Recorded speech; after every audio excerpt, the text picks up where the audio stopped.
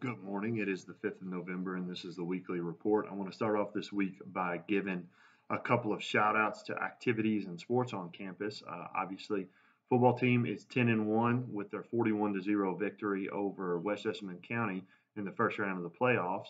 Hopefully, they can keep going deep into the playoffs. And I want to take that as an opportunity to thank also the band who came out Friday night and really was a great atmosphere. They really did an awesome job, and we really appreciate them being there. I'm glad the weather cleared up and made that possible.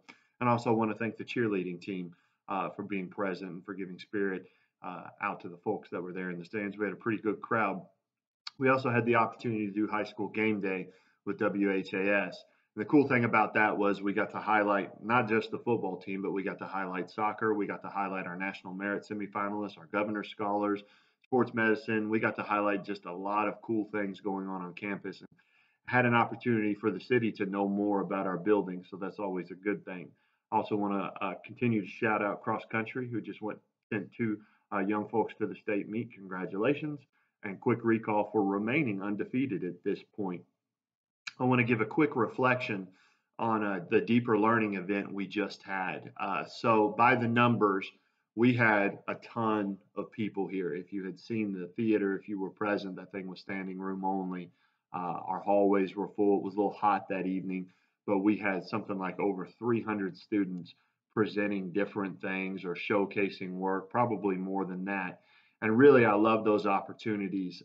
We do two of those events a year because it gives folks an opportunity in our community to come in and see what you guys are doing and what you are capable of. And the cool thing about those deeper learning nights is that entry point comes in for any student. I mean, we had students ranging all over the place, from sixth grade to 12th grade to specific programs in the building, showcasing internships, showcasing projects, showcasing student work pieces, poetry, performances, and really that when I look at things that are my favorite events on campus, that is definitely up there right next to graduation. I also want to give thanks and a shout out to all the folks involved on Friday with the Day of the Dead celebration. I thought that was absolutely wonderful. If you had an opportunity to go through there and see our students' projects, they really did an amazing job. I also want to give a shout out to Mr. Brown and his crew for putting together the first episode of More TV. If you haven't seen that, please watch it. It it's pretty funny, and I look forward to seeing more opportunities for them to showcase their skills and get more student involvement on campus and show off of our building. My last bit of reflection this week, I just want to reiterate some of the common things that we need to be successful as a school, and you hear me talk about these pretty often. If you're in the hallway, you need a hall pass. If you're an aide, you need your aide pass.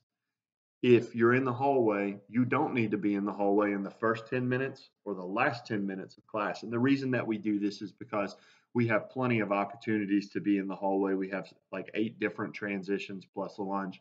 So that's a lot of time to be in the hallway. And really, that first 10 minutes and that last 10 minutes are the most crucial periods of class where you get the initial instruction and then some closure and reflection at the end. So it is really essential that you are in class that first 10 and that last 10.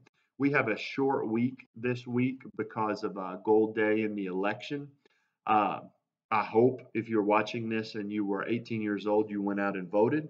I mean, it is one of the most important things that you can do as a citizen of the United States. So I really hope that you did that and you did your homework. The last thing that I want to reflect on, I've kind of talked about halls and civic duty, is just the general be kind to each other. I've said this pretty often, but we're a school of 2,300 students. We've got kids ranging from all over the city, Highview, Newburgh, 7th Street, 11th Street, all over town here. We're one of the most diverse campuses in the city. We have 44 countries of origin on campus, and really we are the melting pot of JCPS.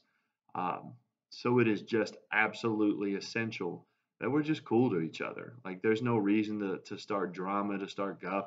Take a moment and those times when you may have like an interpersonal conflict with someone, step back and realize that it's probably not a big deal. That odds are, whatever the issue is, probably isn't that important. And there's no reason to yell about it, scream about it, or, get physical about it. There's no reason why we can't just be cool and be excellent to each other every day in the hallway and just try to have that mentality. As ever, I am the proud principal of our campus, wouldn't trade it for the world. Now you know more.